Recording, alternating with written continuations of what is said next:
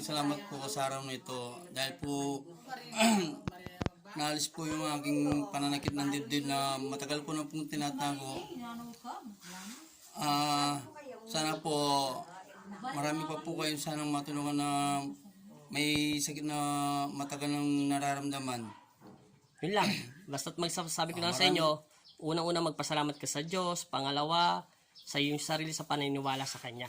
At lagi kayo magdasal at magsimba, kahit hindi tayo nakakapagsimba, huwag muna tayo makakalimot sa Kanya.